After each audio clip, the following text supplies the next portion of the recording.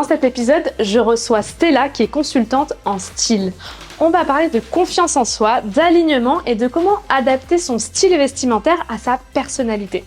On va parler de colorimétrie, de morphologie et elle nous donne plein d'astuces pour trouver les bonnes pièces à mettre dans son armoire. Abonne-toi à la chaîne YouTube et c'est parti avec Stella. Hello Stella! Coucou Sonia! Je suis trop contente de te recevoir aujourd'hui. Merci de m'avoir invitée. Super contente d'être là aussi. On va parler de look, on va parler de style, de glam. Tout est sujet à toi en fin de compte. J'adore, tout ce que j'adore. Et on va parler aussi de personal branding, c'est-à-dire comment on incarne sa personnalité à travers son style vestimentaire. C'est ça. Parce qu'on sait qu'aujourd'hui, la personnalité, elle passe aussi par ton apparence et aussi le fait que tu puisses te sentir aligné dans ton style. Totalement. Est-ce que tu peux nous parler un petit peu de toi? Qui es-tu? Ouais. Ton parcours? Ok. Alors moi, c'est Stella. J'ai 35 ans. J'ai pas de problème avec mon âge. C'est très bien, 35 ans. Alors, dans ma vie de tous les jours, dans mon 9 to 5, comme on dit, je suis responsable influenceur marketing, donc dans la tech. J'habite à Paris après avoir vécu 8 ans à Londres. Donc, je viens de rentrer il y a 1 an en France. Donc, très intéressant. Super expérience, parce que ça m'a enrichi. Voilà, découvrir d'autres cultures, d'autres manières de vivre et de faire. Et ça a aussi impacté beaucoup mon style, mon personal branding aussi. Et donc ça, c'est pour ce que je fais dans mon 9 to 5. Mais aussi, en dehors de ça, je suis passionnée de tout ce qui touche un peu à l'esthétique. Donc la mode, l'intérieur design. Et je suis consultante en style. J'aide certaines femmes à retrouver l'amour du vêtement, l'amour de la mode, l'amour de soi, en fait, au final, à travers la manière dont elles vont se vêtir. Donc voilà. Tu parles d'amour de soi. Ouais. En fait, c'est hyper fort parce qu'en réalité, souvent, on peut considérer que le style, c'est quelque chose d'assez superficiel, Totalement. de vouloir se saper, c'est finalement se la raconter. Alors qu'en réalité, derrière, il y a un vrai sujet de confiance. Tu l'as dit. Comment tu fais le lien entre ça, en fait? Je sais pas, comment tu incarnes ta personnalité à travers ton style? En fait, déjà, il faut même juste commencer avec c'est quoi le style. Parce qu'on peut toujours confondre les choses. Être à la mode. Est-ce qu'être à la mode, c'est être stylé? Est-ce que c'est avoir du style? Moi, je dirais que non. Être tendance, ce n'est pas avoir du style. C'est même totalement l'opposé. Parce qu'être tendance, c'est mettre tout ce que tout le monde met, au final. Le style, en fait, c'est quelque chose qui est assez difficile à définir parce que c'est pas tangible, mais c'est un ensemble de différentes choses. Donc, c'est la manière dont on se tient, dont on se parle, dont on bouge, nos goûts. Et tout ça demande à ce que l'on se connaisse vraiment bien. Et c'est ça le style, en fait. Donc, si je dois le résumer en une petite tagline comme ça, c'est « je m'habille comme je suis », en fait. Okay. Et donc, il faut savoir qui je suis pour savoir comment je m'habille. Et donc, ça, c'est la première étape, c'est définir c'est quoi le style. Et ensuite, pour définir ça, pour le définir soi-même, il faut connaître sa personnalité. Et c'est là où la confiance intervient. Parce qu'il faut avoir assez confiance en soi pour se connaître et avoir le courage de dégager cette personnalité pour les autres, en fait. Et donc là, c'est là où le travail un peu plus spicy doit se faire. Et c'est là que la confiance en soi vraiment apparaît. Et c'est la première étape pour définir son style. Tu ne peux pas définir un style vestimentaire ou même ton style personnel sans te connaître et sans avoir un petit peu confiance en toi dans la mesure où tu assumes tes choix, tu assumes tes goûts, tu assumes ce que tu aimes. Alors, si je prends mon exemple, j'adore les imprimés animaliers. Ouais. C'est pas tout le monde qui me dit voilà, et tout. Léopard. Mais si tu vois une silhouette, tu vas dans une vitrine en magasin et que tu vois un ensemble dans certaines tonalités de couleurs avec des animaliers, tu vas dire « Ah, ça, c'est Stella ». Parce que on connaît mon style, on sait ce que j'aime et j'ai pas du tout d'appréhension à le montrer et à porter ce que j'aime. Et donc, c'est comme ça que je fais le lien. Et c'est marrant parce que tu parles de courage. Ouais. Parce qu'en fait, ça demande une dose de courage d'assumer, d'assumer son style, de le trouver. Et ça me fait penser à une anecdote, celle de Beyoncé, qui s'est trouvé genre un alter ego, qui est Sasha Fierce. Ouais. qui était d'ailleurs le nom de son album, un de ses albums qu'elle a sorti. Et en fait, c'était à un moment donné de sa carrière où elle se disait, en fait, je suis timide. Je suis timide, je n'ose pas exprimer qui je suis. Et donc, elle s'est construit ce personnage, Sasha Fierce, qui était finalement synonyme pour elle de courage, de aussi se lâcher sur scène et d'oser. Et est-ce que justement, à tes clientes, tu leur recommandes de se trouver un alter ego, une personne comme ça qui représente ce vers quoi tu veux aller, en tout cas ce que tu es au fond de toi, sinon... Oui, totalement. On peut passer par cet aspect-là et c'est un aspect plutôt intéressant. Mais le risque de ça, c'est juste d'avoir un masque. Donc, qu'est-ce qui se passe quand j'enlève ce masque d'alter ego? Et le but, c'est de devenir cet alter ego-là. Et donc, moi, ce que je dis toujours, c'est on s'en fout de ce que les gens y pensent, en fait. Il faut vraiment intégrer ça dans sa mentalité. C'est la deuxième étape, en fait, dans la définition d'un style vestimentaire. Donc, déjà comprendre c'est quoi le style. La deuxième étape, c'est avoir le bon mindset. Et le mindset, c'est je m'habille pour moi. Je m'habille pour me faire plaisir à moi. Je m'habille pour moi avoir confiance et dégager cette confiance. Il y a plein de raisons pour lesquelles on va choisir de s'habiller d'une telle ou telle manière. Mais la première, c'est je me sens bien dans ce que je porte. Et moi, personnellement, si je dois prendre un exemple avec moi-même, j'adore les talons. Beaucoup de gens me disent, mais comment tu fais? Tu es tout le temps en talons. J'adore les talons, j'adore la sensation que ça me procure, j'adore l'élan que ça me donne, la silhouette que ça me donne.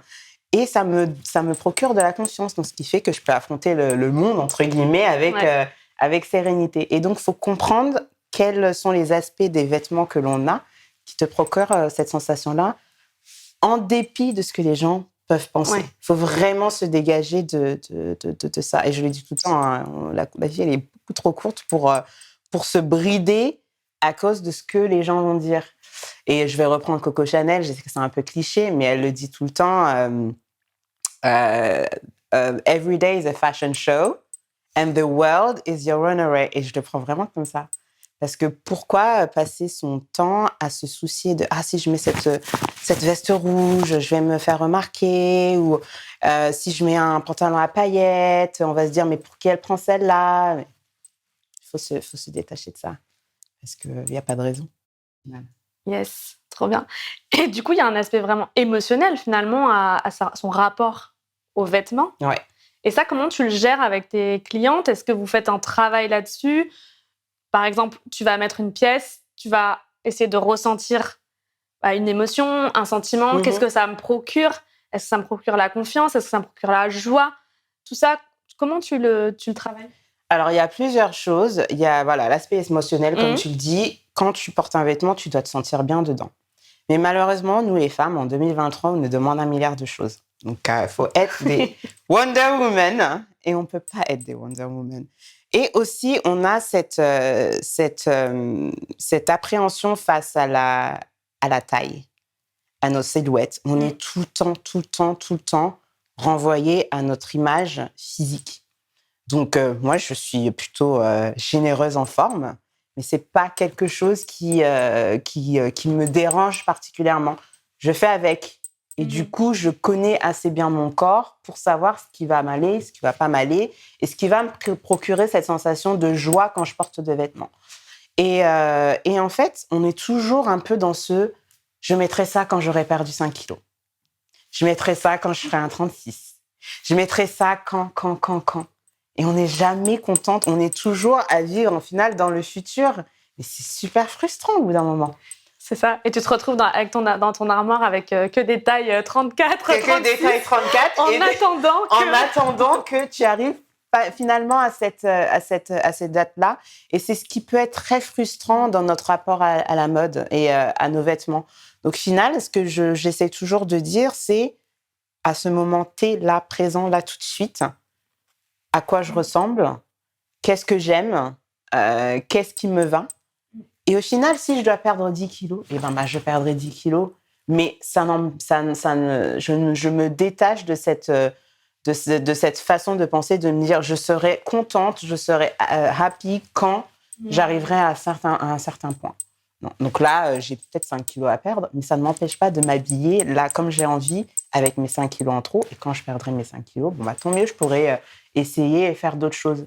Mais il faut se détacher de la taille. Oh, je faisais un 42, maintenant je suis à 40. Il faut se détacher de tout ça. Il faut juste se concentrer sur comment on se sent réellement dans les vêtements que l'on porte.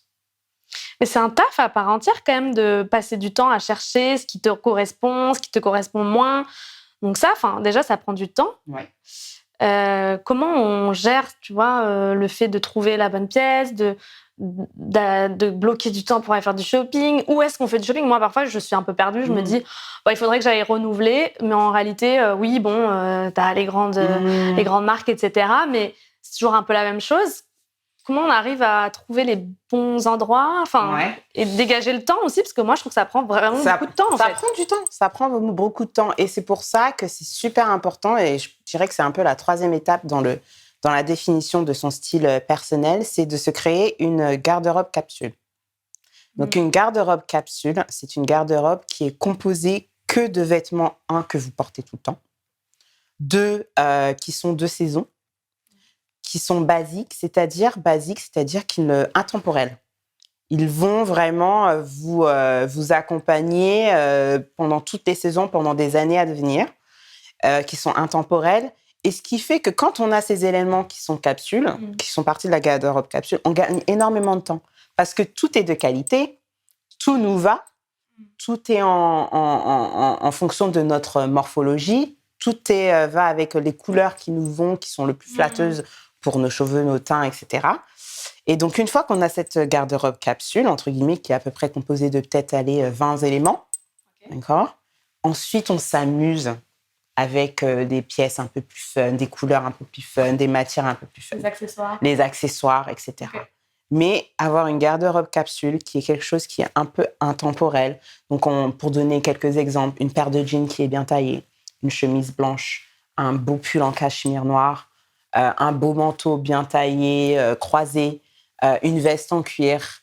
Voilà, certains éléments qui sont vraiment au final intemporels. Une veste en cuir, on en portait il y a 30 ans et on en portera dans 30 ans également.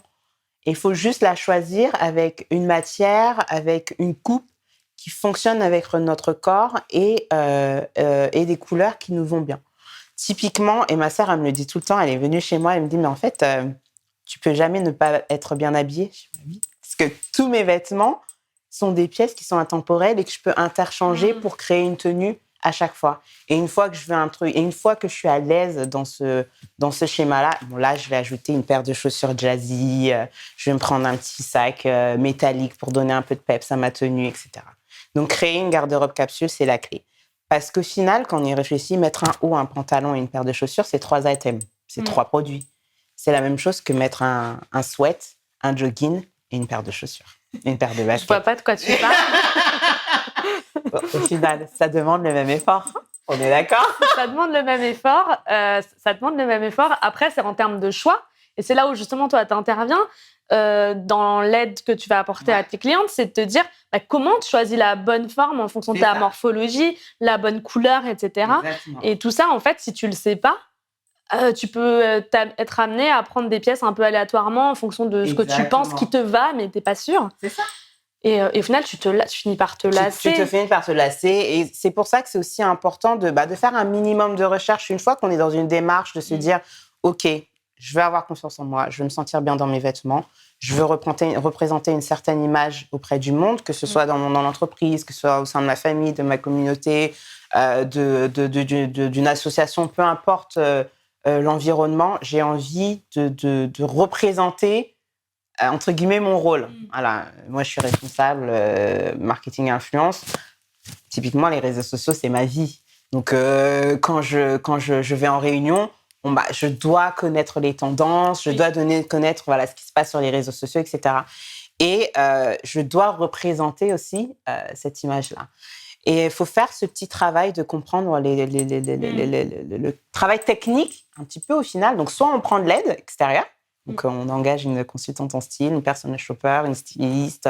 Voilà, il y a plein de différents métiers dans ce secteur-là, où on fait ces petites recherches. Donc, en effet, il y a des morphologies. Il y a 6 types de morphologie. Donc, Est-ce que je suis un O, un A, un V? Je ne sais pas si on veut aller dans les détails. Si, un carrément. Petit peu. Ouais, Comment tu sais? Il y en a 6? Il y en a 6. Alors, elles sont définies par des lettres. Donc, il y a le O. De manière générale, c'est un O, c'est qu'on tend à avoir des rondeurs au milieu du corps. Okay. Ensuite, on a le V. Donc, si on visualise un V, c'est des personnes qui tendent à avoir les épaules un peu plus larges que les hanches. Ensuite, on a le A. Donc, c'est l'inverse. Ce qu'on appelle la poire, entre guillemets. Donc, c'est des personnes qui ont un buste assez fin, des épaules assez fines, mais elles ont des hanches. Okay. Voilà, le dilo un peu plus large. Donc, ça, c'est le A, dilo. Voilà, on dit. Oui, le dilo, c'est le A. Okay. Son buste est beaucoup plus petit que ses hanches. Ensuite, on a le X et le 8. Donc, le 8 est considéré comme étant le type de morphologie le plus harmonieux parce que les hanches et les épaules sont alignées et la taille est marquée. Et ça, c'est ce qui est, c'est ce que tout le monde veut avoir, c'est ce que tout le monde pense. On a Kim Kardashian qui a eu son impact et qui est passé par là et qui a, je pense, un peu matrixé tout le monde en se disant « je veux ressembler à ça ». Et le X, c'est à peu près la même chose, mais en beaucoup plus élancé. Donc, c'est typiquement des modèles, des mannequins. Kendall Jenner, typiquement. Voilà. Je n'aime pas les Kardashians. Pour ne pas la citer. Et donc, une fois qu'on connaît sa morphologie, et je le dis toujours, c'est pas qu'on ne peut pas tout mettre, on peut tout mettre. C'est juste qu'il y a des vêtements qui sont beaucoup plus flatteurs que d'autres. Okay. Et donc, quand on sait ça, moi, par exemple, parfois, je vais mettre des choses qui, a priori, je ne suis pas censée mettre. Mais je connais mon corps. Donc, je sais comment jouer avec les pièces pour que ça fonctionne avec ma morphologie. OK. Donc, par exemple, moi, je suis quoi? Alors, toi, je dirais que tu es un 8. Donc, j'ai l'impression que tes épaules, ou presque un X, parce que tu es du côté un peu plus fin. Parce que moi, je suis un 8, juste un peu plus large. Un 8 avec des formes. Et toi, tu es plutôt mince, avec les épaules et les hanches alignées, et la marque, et la taille marquée. Du coup, tu peux tout mettre. Je peux tout mettre. Ah bah, toi, chouette, c'est bon. Toi, tu peux tout mettre. Il n'y a pas de pièces qui ne tireront pas. Donc là, par exemple, si je prends l'exemple d'une personne qui est un V, c'est-à-dire qui a les épaules qui sont plus larges que les hanches, et bien, par exemple, cette personne, je vais éviter de lui conseiller un blazer avec des épaulettes. Pourquoi? Parce que ça va accentuer son côté épaules plus larges que les hanches. Okay. Donc, on va prendre des choses qui sont plus proches du corps. On va éviter les froufous, les hauts qui sont volumineux en haut, par exemple. Après, ça ne veut pas dire qu'elle ne peut pas les mettre, hein, bien sûr. Mais c'est juste pas le plus flatteur pour sa morphologie. Et donc, c'est comme ça que l'on apprend à connaître, en final, à savoir s'habiller. Je peux même donner un exemple. Alors, est-ce que tu peux nous montrer justement, toi, ta forme et le look, comment tu as pu l'adapter? Comment j'ai composé? Alors, typiquement, moi, je suis un 8, c'est-à-dire que j'ai les épaules et les hanches qui sont alignées et j'ai la taille marquée. Donc, entre guillemets, je peux relativement mettre tout ce que je veux. Sauf que je suis un 8, un peu, j'aime bien dire étiré. Parce que je suis un 8 généreux. Il a bien mangé le 8. Parce que j'ai des rondeurs, j'ai des formes, etc. Et si on réfléchit à ma tenue, alors au final, elle est quand même assez simple. Ça reste une chemise blanche et un pantalon noir. Sauf que j'ai choisi une chemise qui a une coupe qui est particulière et qui va particulièrement avec mon corps. Donc, c'est-à-dire que je vais pouvoir le nouer à l'arrière. Ah oui, pour accentuer au niveau de ce qui est mon atout, entre guillemets, c'est-à-dire la hanche marquée. Taille, ouais. Et si on regarde un petit peu la forme de la chemise, elle est un tout petit peu plus large que mes épaules. Donc, ça donne cet effet vraiment structuré à cette chemise. Et c'est ça qui donne un peu le style à cette chemise. Au niveau des manches, pareil, on est sur quelque chose d'un peu plus long, un peu évasé. Et ça donne un petit peu côté stylisé à la chemise. C'est pas juste une chemise super simple, elle est un peu réfléchie. Je l'ai portée de cette manière-là, encore une fois, pour accentuer au niveau de mes atouts. Donc, je l'ai ouverte. J'aurais pu la fermer, mais on n'allait pas aussi bien voir, entre guillemets, ma morpho. Au niveau du pantalon, on est sur un pantalon noir, mais je l'ai choisi en cuir. Pourquoi? Parce que c'est un basique, ça donne un petit côté un peu plus travaillé qu'un pantalon noir pince qui aurait donné peut-être un côté un peu plus professionnel et strict. Parce que ça reste une chemise blanche et un pantalon noir. Mais alors, ce pantalon, parce que moi, je triche beaucoup. En réalité, je suis 1m60. Donc, je ne suis pas très grande. Mais personne ne me croit quand je dis que je suis 1m60. Pourquoi? Parce que tu portes des talons. Parce que, je porte des talons, mais aussi, je connais mon corps. Donc, c'est-à-dire que mon torse est très court par rapport à mes jambes. Donc, je fais 1m60, mais j'ai des longues jambes. OK. Et j'accentue ça en mettant des pantalons très taille haute. OK. Donc, on a l'impression que ma jambe, elle commence super haut. OK. Et donc, c'est pour ça que je dis que c'est important de s'analyser, de comprendre son corps pour savoir comment le mettre en valeur. Donc, on a l'impression que j'ai des jambes super longues, alors que je fais 1m60. Et aussi, ce pantalon, c'est un pantalon droit. Pourquoi? Parce que j'ai des cuisses, en veux-tu, en voilà. Alors, j'aurais pu prendre quelque chose de skinny ou un peu plus évasé en bas. Mais ce qui va flatter le mieux ma silhouette au niveau de la jambe, ça va être une coupe plutôt droite. Okay. Voilà. Est-ce qu'on parle des chaussures, évidemment? Parce que c'est la touche. C'est la touche. Et c'est ce que j'explique toujours. Et moi, mon style, au final, est toujours un peu classique, mais très travaillé et avec toujours une touche jazzy. Pourquoi? Parce que ma personnalité, je sais que je suis un peu dynamique, voilà, j'aime bien faire des blagues. Pétillante, j'adore ce terme, je suis pétillante. Et du coup, je veux que ça se ressente au niveau de mon habillement. J'aurais pu mettre une paire d'escarpins toute noire, toute simple. Ça aurait donné un look beaucoup plus classe, entre guillemets. Mais il me manque cet élément qui fait la différence. Et au final, ça va être les chaussures. Ouais. Elles ont un bout carré. Elles ont un pattern un peu, un damier. Et elles sont brillantes. Elles sont archi cool. Elles sont archi cool. Et tu vois, moi, je pense que je les aurais vues dans un rayon. Je me serais dit, elles sont cool, mais en fait, c'est pas pour moi. Ou tu vois.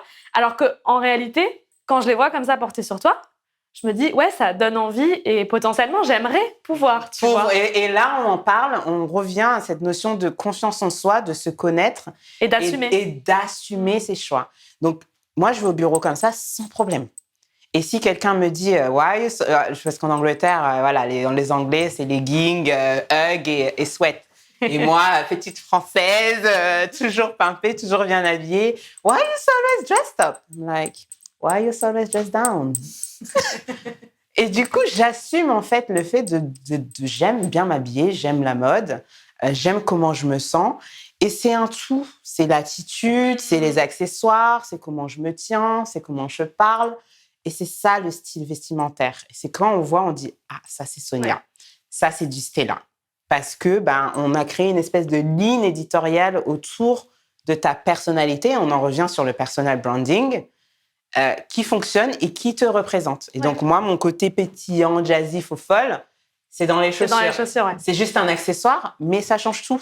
Ça change tout par rapport à une paire de choses. Et j'aurais pu mettre une paire d'escarpins rouges, un peu mon côté un peu plus fierce, ou une paire d'escarpins léopard. Mais en tout cas, j'aurais mis une paire d'escarpins qui change. Alors, on veut toujours du confort, donc je suis sur quand même un talon un peu plus épais, confortable, parce que voilà, on veut marcher avec des talons, mais on veut être à l'aise. Et aussi au niveau du pantalon et l'importance du tailoring, c'est un point aussi qui est important, même si, comme je disais, il faut se détacher des tailles. Quand vous allez en magasin, essayez 3 tailles. Celle que vous pensez que vous êtes, celle au-dessus et celle en dessous. Ok, intéressant. Surtout chez une certaine grande marque. On ne va pas citer le nom. Non, mais ce magasin me rend humble. Parce qu'à chaque fois que j'y vais, je fais « Oh my God !» J'ai pris du poids ou comment ça se passe? Je dois prendre une taille au-dessus. Et ne pas hésiter à aller chez le tailleur pour que ça vous aille. Moi, ce pantalon, je l'ai fait retoucher. Donc, j'ai acheté en friperie. Pourquoi je l'ai acheté? Parce qu'il est taille très haute. Il est marqué au niveau de la taille, mais il était trop long.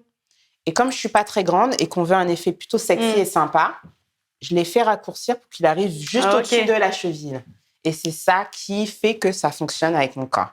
Donc, c'est des techniques, c'est des choses, il faut avoir l'habitude. Mais une fois qu'on connaît les proportions de son corps, ce qui nous va, notre morphologie, les couleurs qui nous vont, moi, je rentre en magasin, je fais un tour, je sais tout de suite ce que je prends. Ça me prend 30 secondes.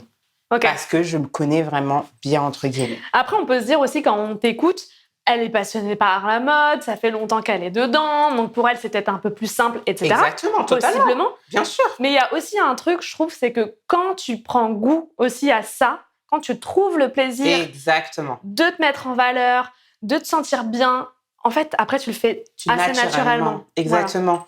Moi, je sais que quand je suis en jogging, etc., bon, c'est quand je sors du sport, j'ai une petite course à faire, ça m'arrive. Hein. Je suis en basket aussi. Très souvent, je suis en basket, mais mon look est plutôt féminin.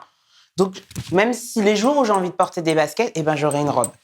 Une robe très sympa, peut-être près du corps, qui va toujours avec ma morphologie. Elle sera rouge parce que j'adore les couleurs. Et je vais mettre des baskets avec. Et ça casse. Ouais. Mais ça me représente toujours.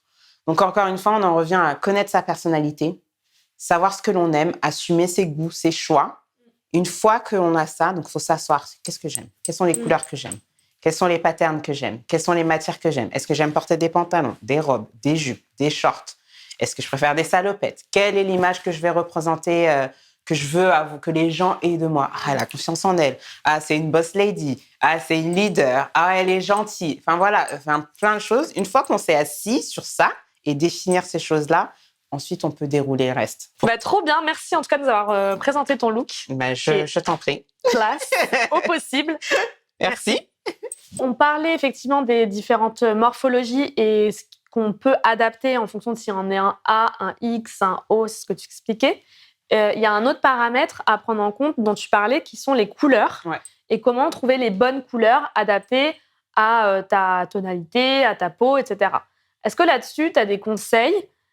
Comment on choisit une bonne couleur pour son teint? Ouais. Donc ça, c'est ce qu'on appelle, il y a une science derrière qui est la colorimétrie. Donc c'est en fait connaître les couleurs qui vont être les plus flatteuses pour son teint, sa couleur de cheveux, la couleur de nos yeux. Donc les femmes noires, on est un peu plus chanceuses, on est plutôt mélaninées, donc ce qui fait que on peut relativement tout mettre.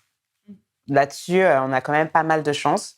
Alors, quand on a des tonalités de peau un peu plus différentes, donc on va penser par exemple les teints olives ou les teints particulièrement pâles, ou si on est rouge, si on a les yeux bleus, si on a les yeux marrons, tout ça, il y a des couleurs qui vont flatter plus que d'autres. Alors, typiquement, le jaune, qui est une couleur qui tend à éclaircir, à donner du peps à une tenue. Donc, quand on a les couleurs, on a les tons chauds, les tons froids. Donc voilà, sans aller dans les détails, parce que ça demande une masterclass en soi. Donc on va expliquer un peu brièvement. Donc il y a les tons les couleurs chaudes, les couleurs froides. Ensuite, il y a les tonalités. Donc est-ce que c'est plutôt clair, est-ce que c'est plutôt profond? Parce qu'on peut avoir un bleu très clair et un bleu très profond. Un bleu navy, un bleu marine et un bleu clair ne va pas du tout donner la même chose sur une peau, une couleur de peau différente.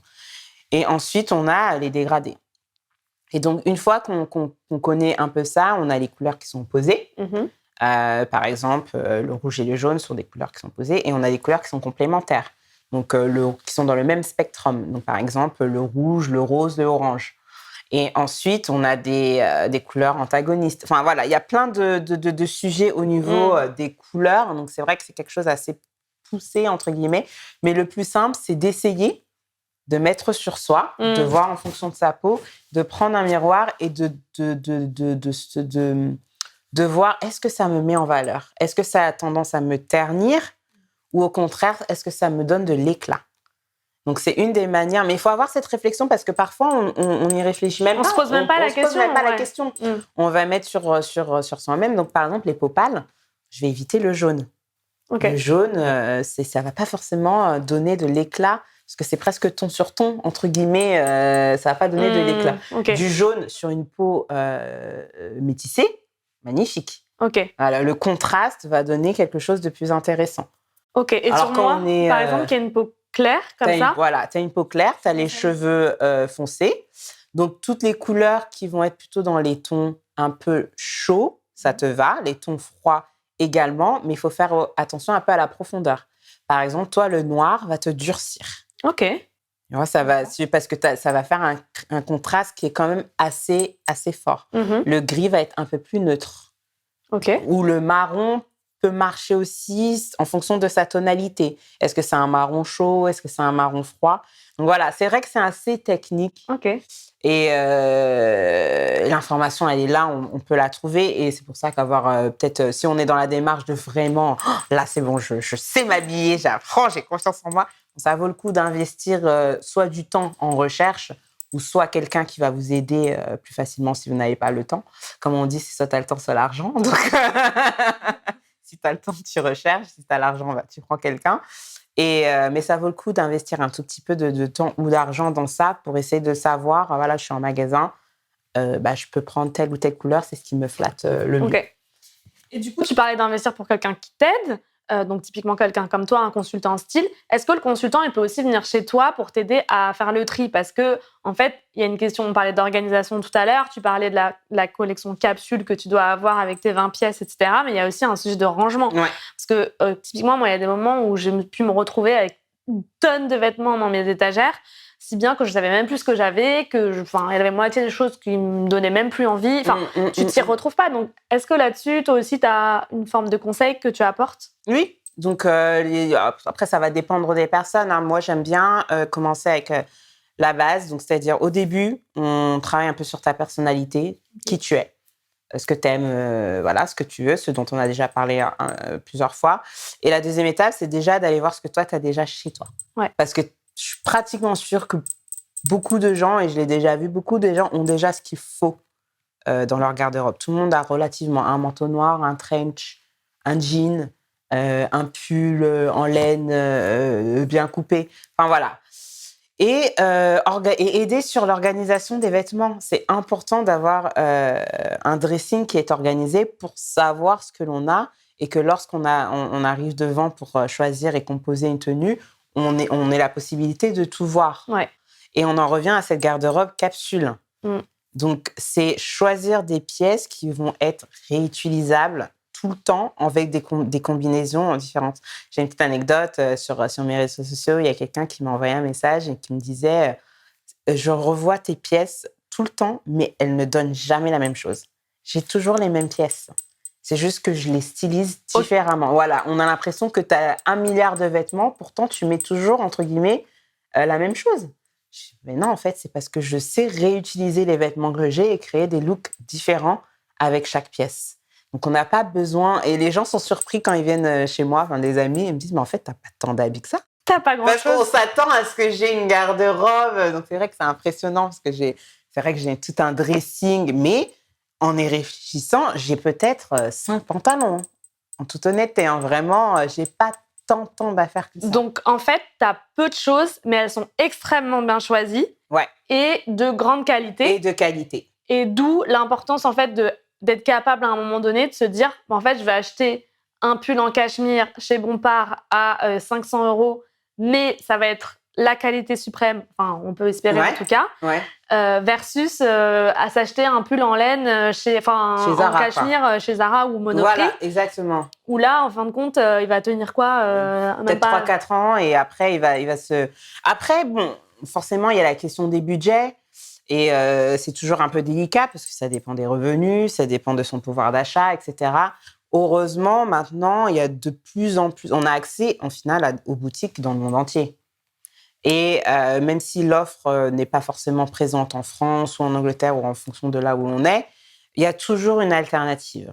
Donc, personnellement, faut toujours j'achète toujours intelligemment. Alors, j'ai des pièces de designer, j'ai des pièces de très bonne qualité, mais je ne les achète jamais full price. Ça, sachez que si vous me voyez avec un sac, je sais pas, moi, Louis Vuitton, je ne l'ai certainement pas acheté en magasin en prix neuf, pas parce que je peux ou ne peux pas, mais juste je pense qu'il faut être intelligent avec son argent. Ouais. Donc, je vais investir dans un beau pull en cachemire. Je vais attendre le solde, je vais attendre le Black Friday, je vais attendre un 20%. Vestiaire collective. Vinted. Vinted. Moi, Vinted, c'est des trésors. Je trouve parfois, on me dit « Ah, mais c'est là ce que t'as posté. Enfin, la paire de chaussures, elle est quand même à 500 €. Je ne l'ai pas payé 500 €. Ah, ça y est, en sûr. J'ai attendu sur Vestiaire. Voilà, je regarde dans quel état. Après, il y a pas mal de personnes qui disent « Oui, mais j'aime pas acheter les vêtements d'autres personnes, etc. » Donc, c'est un autre débat.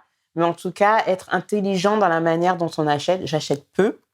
Mais quand j'achète, ça a un certain coût parce que j'investis. Et c'est important d'investir dans une garde-robe qui, au final, va nous transporter pendant les 10 prochaines années à venir.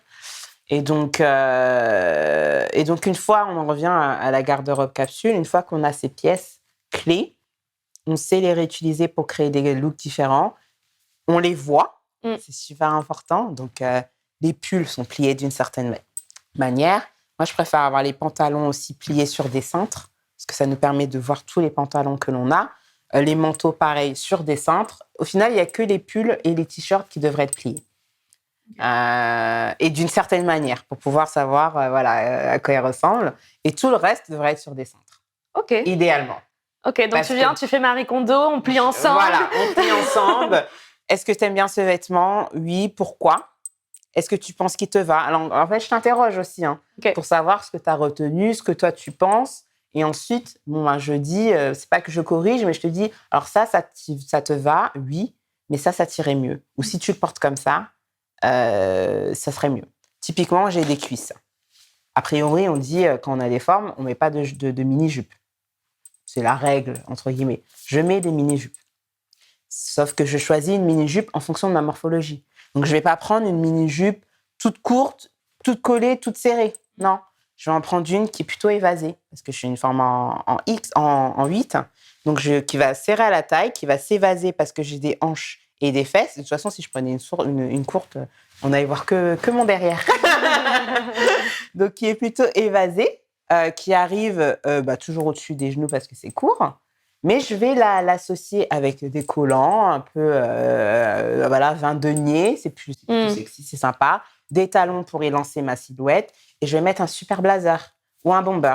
Donc, j'ai mis une mini-jupe, même si, a priori, j'ai des formes et je ne suis pas censée en mettre.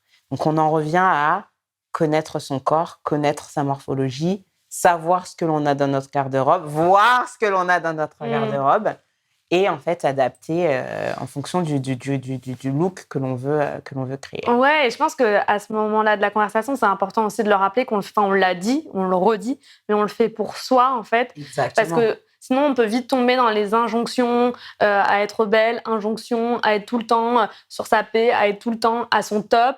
D'ailleurs, ce qu'on dit là, c'est valable aussi pour les hommes. Totalement.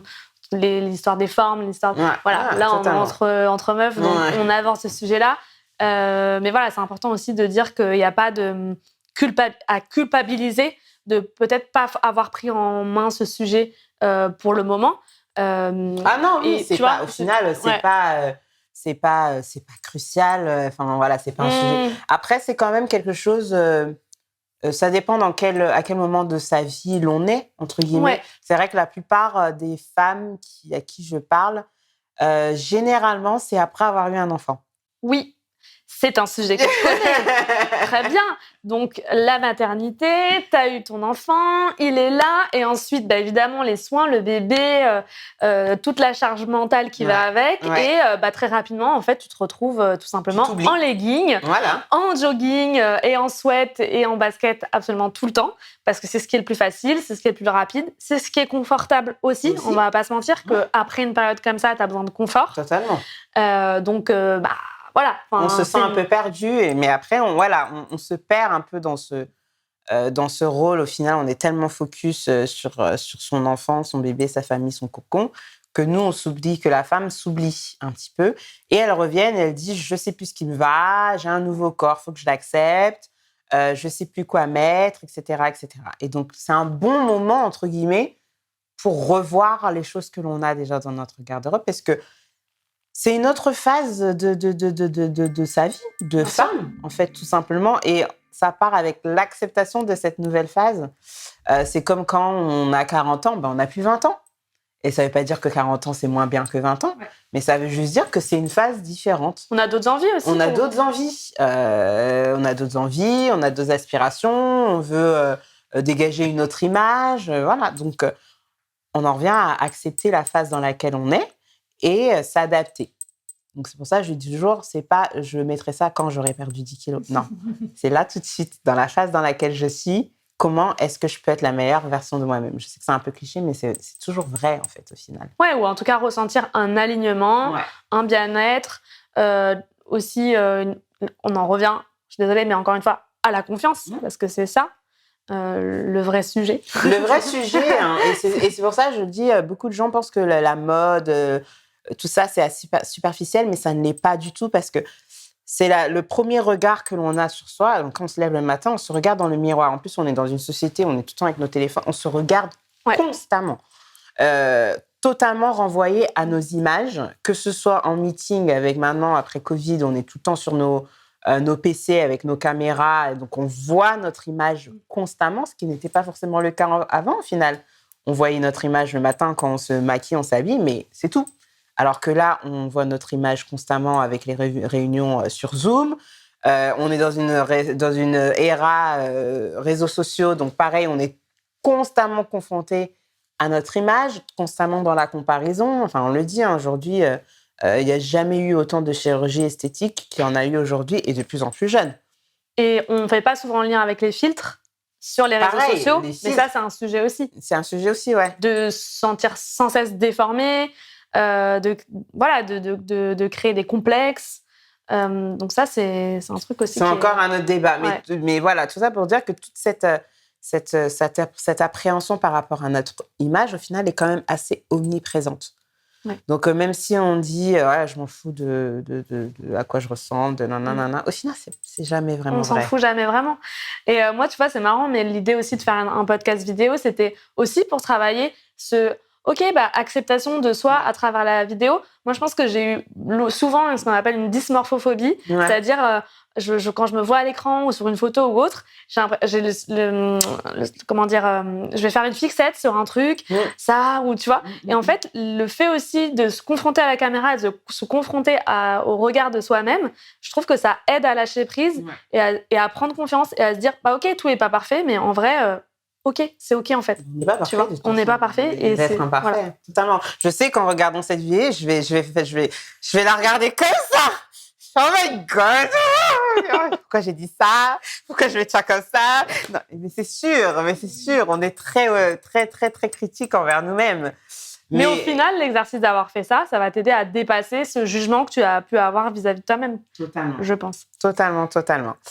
Donc voilà. Donc pour en revenir rapidement, voir sa garde-robe entièrement, construire quelque chose de compact, mais avec que des choses qui nous vont. Alors c'est ça la clé, hein, que des choses de saison, que des vêtements qui nous vont avec notre morphologie. Donc voilà, si on a un manteau mais qu'il est beaucoup trop grand ou pas assez cintré, etc. On le vend, on le donne, peu importe, mais on se rachète un manteau qui va avec notre morphologie, avec une couleur qui va avec notre teint et qui nous illumine. Donc, travailler sur cette garde-robe capsule. Et ensuite, on travaille sur le style, sur les choses, la manière dont on veut les associer pour faire ressortir sa personnalité à travers ses vêtements.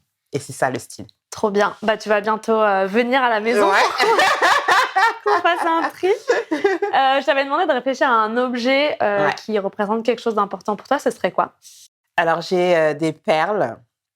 J'ai oublié de les amener. Mais j'ai des perles que ma mère m'a offertes il y a très longtemps. Je pense que c'est quand j'ai été diplômée. Je ne sais plus si c'était mon bac ou si c'était mon master. Bon, il y a 5 ans d'écart entre les deux. Mais en tout cas, voilà, j'ai été diplômée. Ça devait être le bac, je pensais. Elle m'a offert des perles. Et j'y tiens parce qu'elle m'a dit, bon, allez, t'es une femme maintenant. Tu vas dans le monde. Donc, voilà, je t'offre ce bijou-là. Et les accessoires, ça fait partie. Moi, j'ai toujours vu ma mère, elle ne sort jamais de non maquillée. Mais jamais. Et je m'en rappelle toujours lui dire, mais maman, pourquoi tu mets toujours du fond de teint quand tu sors? Elle ne sort jamais non maquillée et elle a toujours des bijoux. Et donc, j'ai toujours eu ce lien avec, entre guillemets, les accessoires, les bijoux qui m'a été donné par ma mère, entre guillemets, au final. Et donc cette paire de perles qui me tient à cœur. Donc, je l'ai depuis plus de 20 ans, plus de 10 ans maintenant. Attends, j'ai quel âge? Plus de 15 ans maintenant. Et voilà, je l'ai emmené avec moi partout, quand j'étais au Canada, quand j'étais à Londres, et puis là, quand je suis rentrée. Donc, ouais, c'est ça qui me tient. Bien. Où est-ce qu'on peut te retrouver? Est-ce que tu es présente sur les réseaux, bien sûr. Est-ce que tu peux nous dire un petit peu? Donc, je suis sur les réseaux. Alors, Stella Misenga. Donc, c'est vrai que c'est un compte qui parle un peu de tout. Voilà, ma bio, c'est très... j'aime la mode. Voilà, ayons de... Ça, amusons-nous. Sorry, j'allais dire en anglais. Amusons-nous avec nos vêtements. Et ensuite, voilà, j'aborde des sujets qui sont très, très, très typiques d'une milléniale. Hein. On est des millénials, là, les sujets qui nous tiennent à cœur. Mais sur la partie consulting, voilà, il y a mon adresse email. Vous pouvez me contacter si vous voulez que je vous aide et que je vous accompagne là-dessus. Comment ça fonctionne? Donc, il y a une première partie où on définit ce que vous aimez. Donc, on essaye de créer une espèce de ligne éditoriale sur quel pourrait être votre style. Ensuite, la deuxième partie, c'est on part chez vous, on voit ce que vous avez, on crée une garde-robe capsule avec ce que vous avez déjà, et s'il manque, on ajoute. Et donc là, je peux accompagner, je peux suggérer, je peux trouver les pièces en fonction de vos besoins, de votre budget, de votre morpho, de votre couleur. Et ensuite, on repart avec un guide, en fait, parce que le but, c'est quand même que vous soyez indépendante et de ne pas avoir à m'appeler à chaque fois que vous voulez composer une tenue.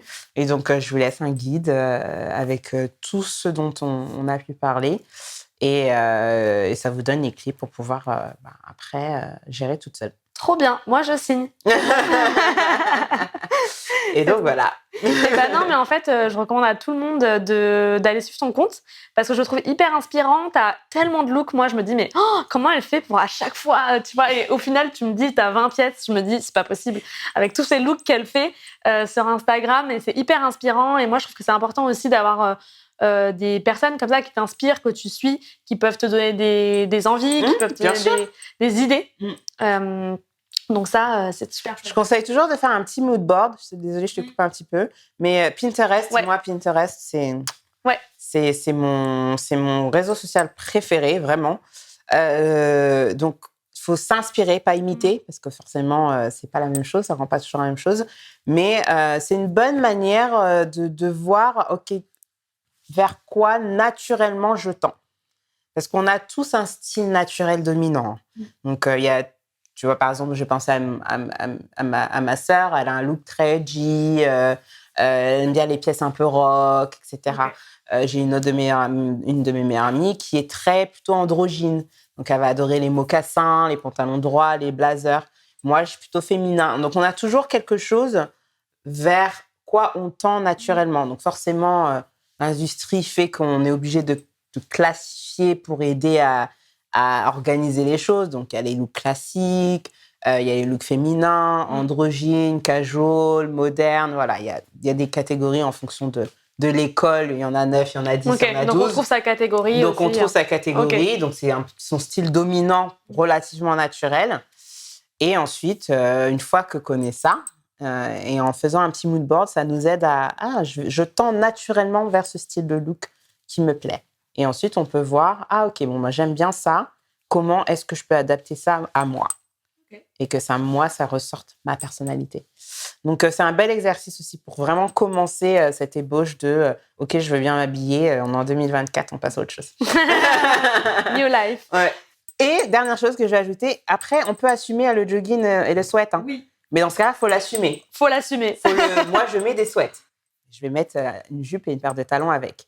Donc, il faut l'assumer, faut se dire, c'est un look. Il y a le look sportwear, qui est une catégorie. Il y a des gens qui adorent ce type de look.